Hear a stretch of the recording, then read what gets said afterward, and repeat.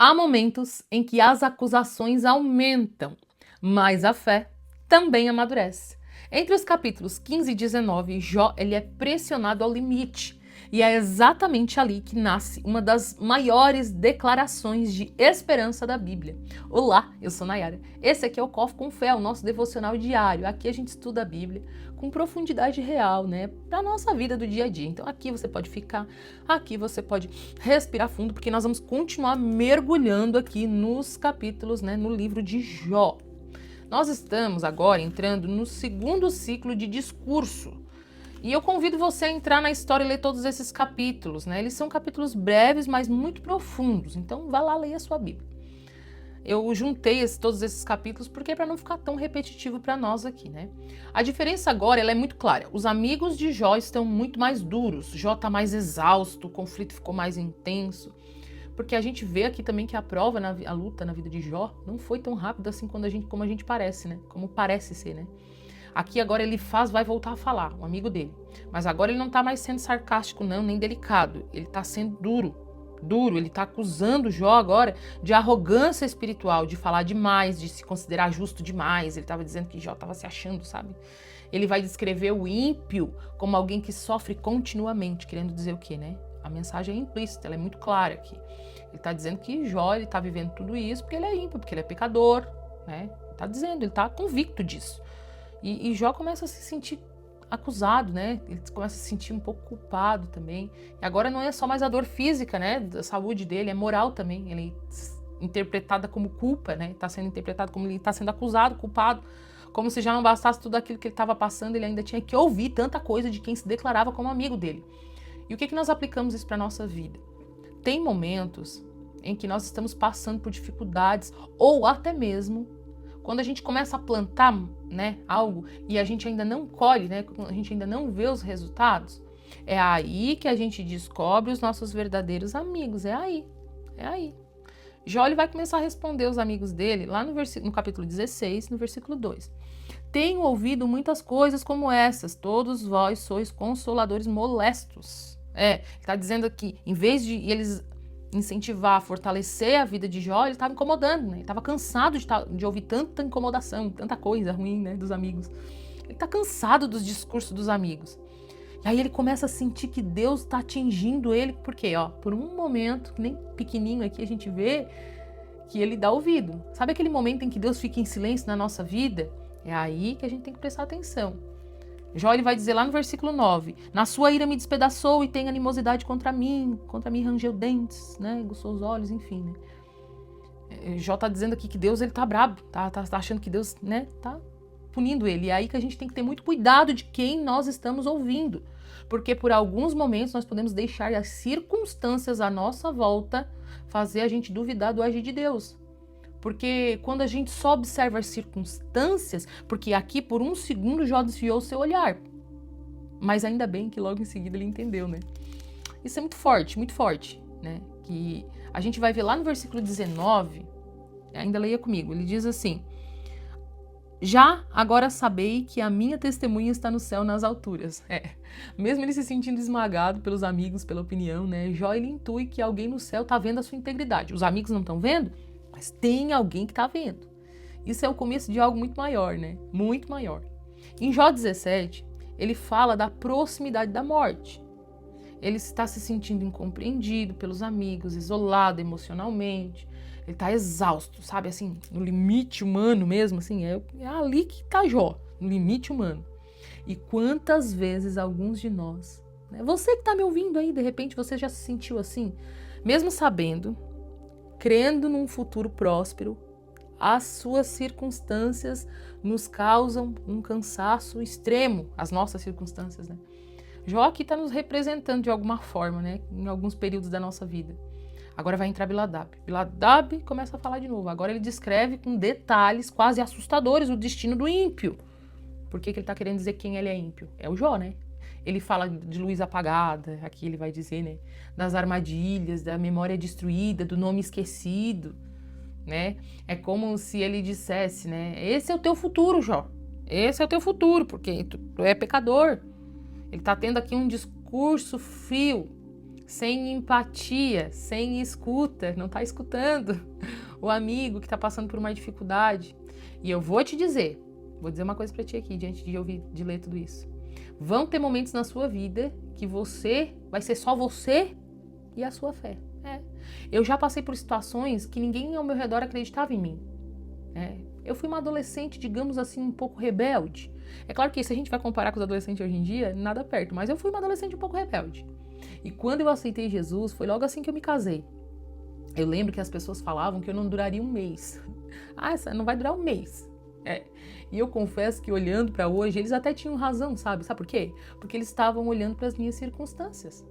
Para as minhas circunstâncias, para o meu comportamento. Eles não sabiam o que Deus estava colocando dentro do meu coração. Mas vamos voltar a falar de Jó aqui, que o contexto vai se desenrolar. Logo em seguida, algo vai acontecer. Jó, completamente isolado, né? Isolado. Ele vai dizer assim, lá no capítulo 19 e no versículo 2, ele vai dizer assim: até quando afligireis a minha alma e me quebrantarei com palavras, né? Ele tá falando da solidão, tá falando com Deus aqui, né? Os amigos se afastaram, a família o evita, os servos ignoram, ele tá sozinho, tá se sentindo sozinho. Mas no meio dessa solidão vai nascer algo eterno, eterno. Ele vai dizer lá no versículo 25, um dos mais lindos: porque eu sei que o meu Redentor vive e por fim se levantará sobre a terra. Essa é uma das declarações mais poderosas da Escritura. Ele não está dizendo aqui que ele sente, porque ele está se sentindo sozinho, isolado, a gente vê tudo aquilo. Mas ele diz que ele sabe. E que por fim se levantará sobre a terra. Jó, ele ainda não tem a revelação completa do Messias. Não, nem sabe, né? Mas ele crê que há um Redentor. Ele crê, ele acredita mesmo que ele está abalado aqui. Que alguém o justificará, alguém o defenderá, o restaurará. Ele crê, ele acredita. Ele acredita. Sabe aquele momento que eu comentei algum tempo atrás? Que a nossa fé está lá só no momento, no modo silencioso? Mesmo que não seja nessa vida, né? Ele está crendo. E que forte isso é, né? É um fruto de um relacionamento profundo com Deus. Foi isso que sustentou ele no período de dificuldade.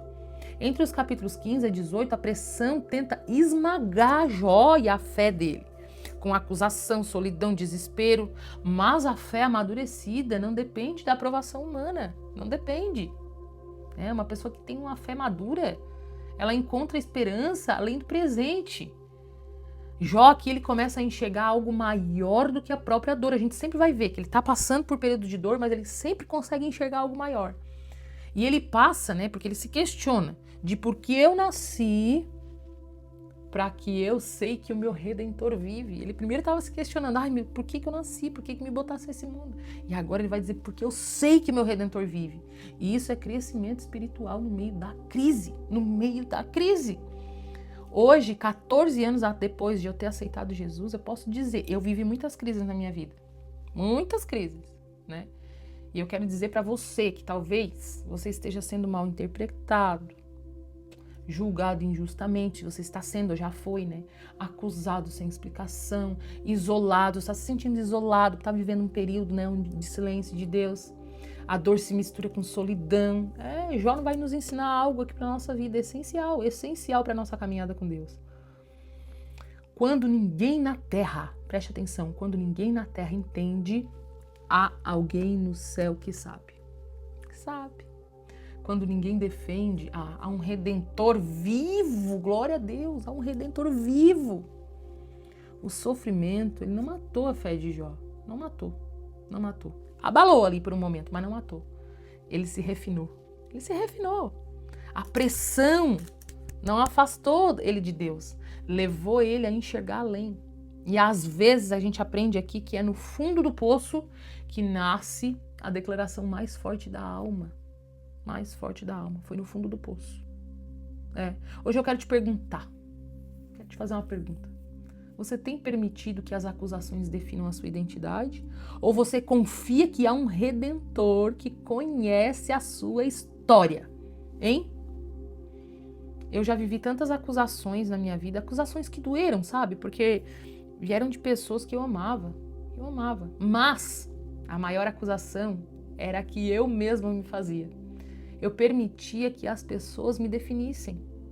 por aquilo que elas estavam vendo e não por aquilo que eu sabia que Deus estava construindo em mim. Construindo em mim. Eu confesso que hoje muitos veem o resultado de muita constância, né? Enfim. E a obra do Senhor sendo feita na minha vida. Mas eu quero dizer que, para mim, a maior obra de todas foi a que Ele fez no meu coração. Permita-se hoje ser transformado pelo Senhor. Não olhe para as suas circunstâncias. Não olhe.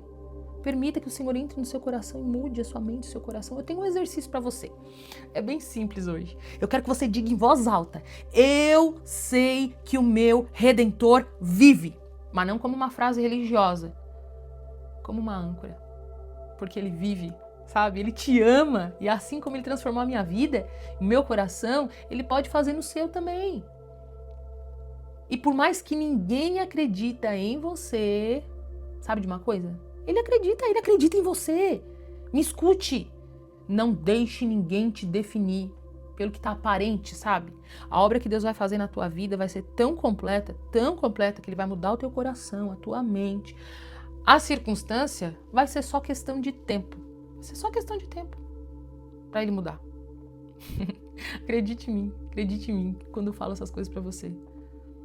A gente aprende tanta coisa com a vida de Jó aqui, né? Não deixe a circunstância, não se pegue observando a sua circunstância hoje. Observe a grandeza de Deus e diga: eu sei que o meu Redentor vive. Vamos orar? Vamos orar. Ore comigo aí onde você está, Senhor Deus e Pai, em nome do Senhor Jesus. Oh, Deus maravilhoso. Obrigada, Senhor.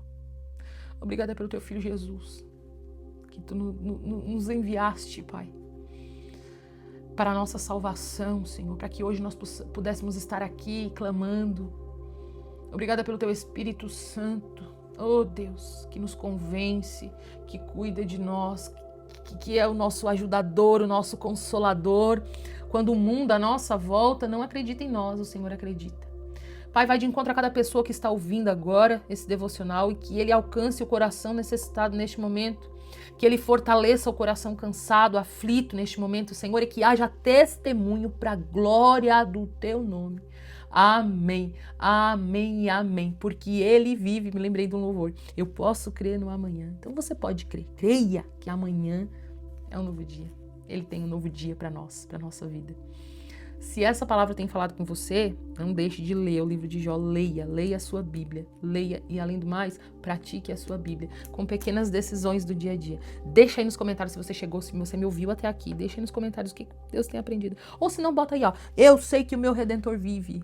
Comenta, faz um comentário aí, curte, compartilha com alguém para ouvir essa palavra também. E Deus te abençoe.